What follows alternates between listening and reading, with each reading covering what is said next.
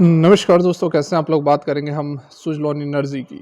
Suzlon energy में आज कुछ खास हमें देखने को नहीं मिला, तो इस वीडियो में हम डिस्कस करने वाले हैं। सबसे पहले तो जानेंगे कि कौन सा वह डाटा है जो आपकी नींद उड़ा सकता है।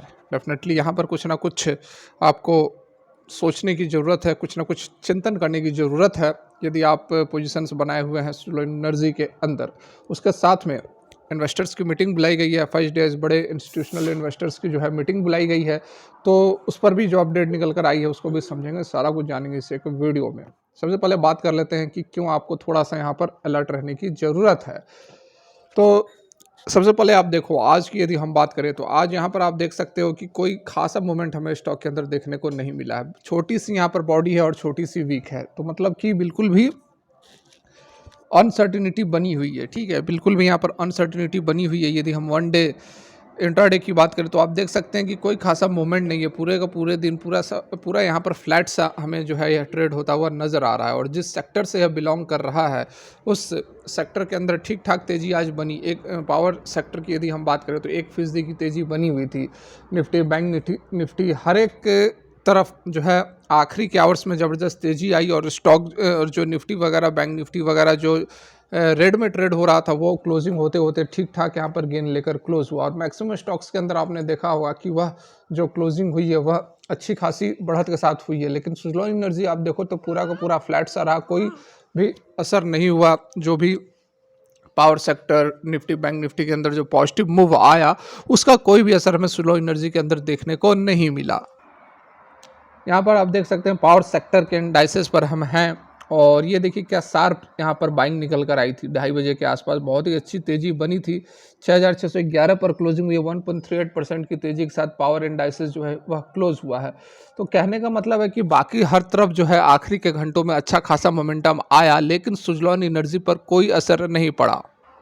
ठीक है, दूसरा पॉइंट यहाँ पर देखिए, जैसा कि मैं आपको बता रहा था कि सुज़लॉन एनर्जी के अंदर पिछले 10-12 ट्रेडिंग सेशन से लगातार जो है वह कंसोलिडेशन चल रहा है, गिरावट चल रही है।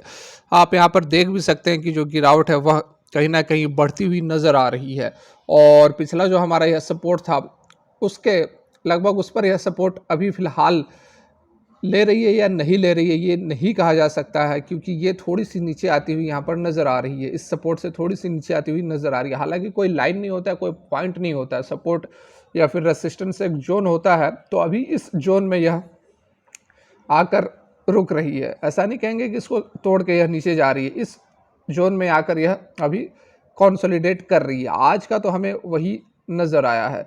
लेकिन थोड़ा सा यहाँ पर चिंता की बात क्या है कि 20 डेज़ का ये में जिसको कि यह बहुत ही रेयर ही कभी काटता है। यहाँ पर आप देखो तो रेड वाली जो लाइन है, रेड वाली लाइन को आप देखो तो शायद ही कभी इसने काटा हो। ठीक है, शायद ही कभी इस रेंज में काटा था, थोड़ी सी नीचे आई, फिर ऊपर क्रॉस आउट इसने यहाँ पर दे दिया। लेकिन आप देखो तो कल के डेट में नीचे क्लोजिंग हुई थी, और आज के डेट में भी यह 20 डेज़ के एक्सपोनेंशियल मूविंग एवरेज से नीचे ही बनी रही।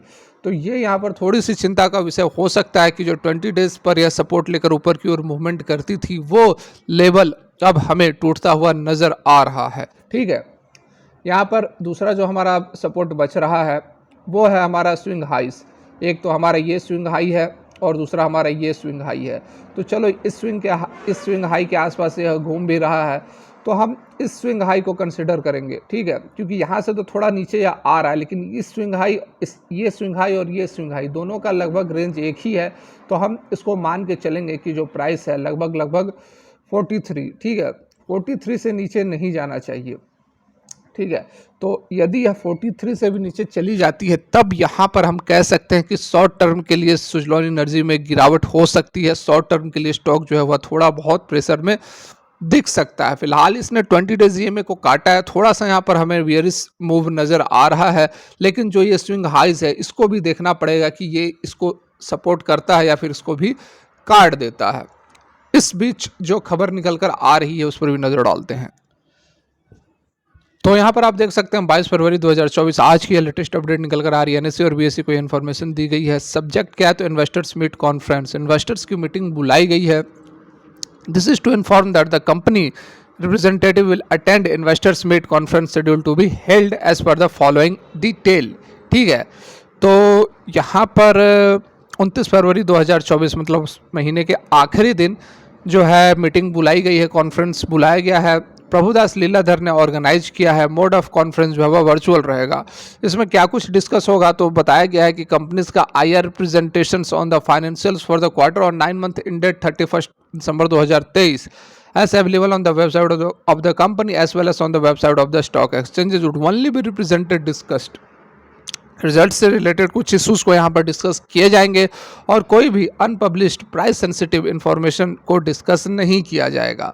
तो ये जो है बड़ी यहाँ पर इन्वेस्टर्स की जो मीट है वह बुलाई गई है। सडन यहाँ पर कुछ ना कुछ हो सकता है कि discuss crucial important points discuss किए जाने हो। इस कारण से यह मीटिंग अचानक आज देख सकते हैं 22 फरवरी को यह अपडेट निकल कर आई और सबसे पहले आप लोगों तक यह इन्फॉर्मेशन पहुँचाने की कोशिश भी हमारी हमेशा से रहती है।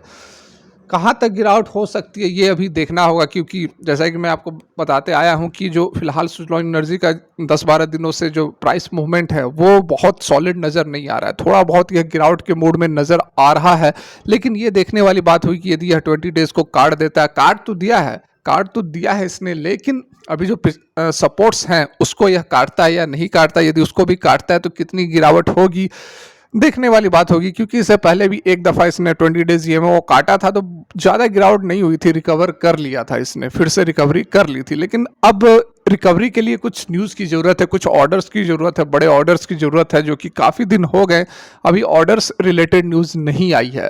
तो एक अपडेट की ज़रूरत है, एक गुड न्यूज़ की ज़रूरत है। सुज़लोन एनर्जी में थोड़ा सा सुस्त नज़र आ रहा है।